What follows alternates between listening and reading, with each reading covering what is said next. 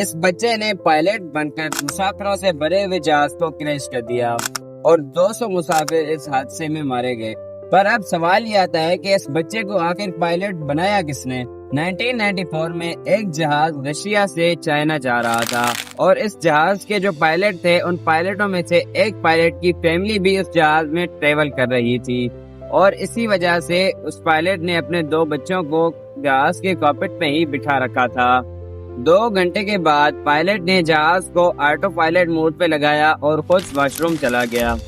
پر اس pilot کو کیا پتا تھا کہ اس کا کاکپٹ سے نکلنا اس سمے 200 مسافروں کی جان لے سکتا ہے۔ اس پائلٹ کے شرارتی بچوں نے پہلے تو جہاز کے کاکپٹ کا دروازہ بند کیا اور پھر پائلٹ کی سیٹ پر بیٹھ کر جہاز کے کنٹرول کو چھیڑنے لگے۔ 10 منٹ تک وہ کاکپٹ میں بیٹھ کر جہاز کی کنٹرولز کے ساتھ شرارتیاں کرتے رہے اور چھیڑخانیاں کرتے رہے اور پھر 10 منٹ کے بعد جہاز آؤٹ آف کنٹرول ہو گیا اور پائلٹ جب واش روم سے نکلا تو اس نے دیکھا کہ کاکپٹ کا دروازہ بند ہے اور جہاز آؤٹ آف کنٹرول ہو چکا ہے۔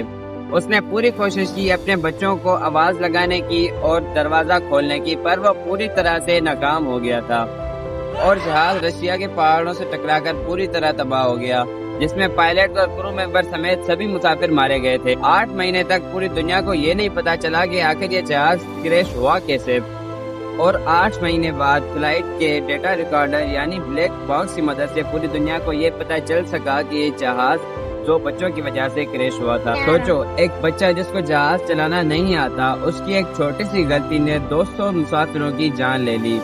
اور اسی طرح جب ہم اپنی زندگی میں بغیر کچھ سیکھے کسی چیز میں گھستے ہیں تو اس کا نتیجہ ہمیشہ نقصان ہی ہوتا ہے۔